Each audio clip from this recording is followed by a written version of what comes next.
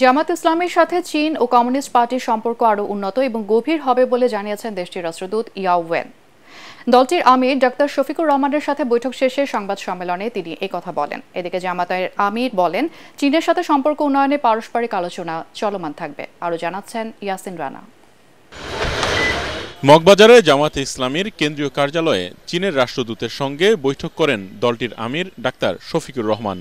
প্রায় 1 ঘণ্টার বৈঠকে বাংলাদেশের রাজনৈতিক পট পরিবর্তন, চীনের বিনিয়োগ, রোহিঙ্গা প্রত্যাবাসন, জামাতের সঙ্গে চীন ও কমিউনিস্ট পার্টির সম্পর্ক উন্নয়ন সহ নানা বিষয়ে আলোচনায় উঠে আসে।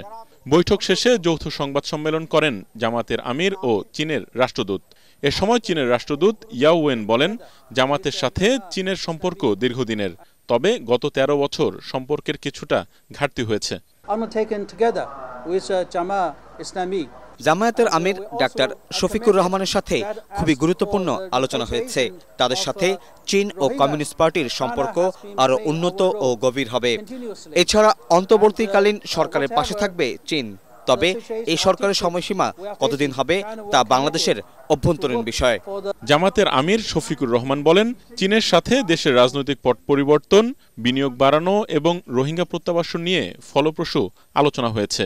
বাংলাদেশে রিসেন্ট যে পরিবর্তন হয়েছে সেই বিষয়গুলো আমাদের আলোচনায় স্থান পেয়েছে।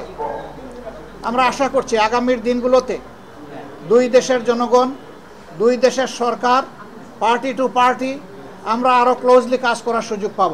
অনুরোধ করেছি ওনাদেরকে আমাদের দেশের ডেভেলপমেন্ট পার্টনার হিসেবে গুরুত্বপূর্ণ পার্টনার হচ্ছে পিপলস রিপাবলিক অফ চায়না, যেন বাংলাদেশে তাদের ইনভেস্টমেন্টকে আরও বেশি ইনক্রিজ করেন।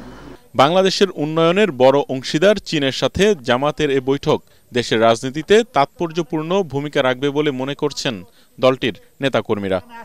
অভিনন্দন জানাচ্ছি। ইয়াসিন রানা, এটিএন বাংলা, ঢাকা। আপনাদের সবাইকে ধন্যবাদ।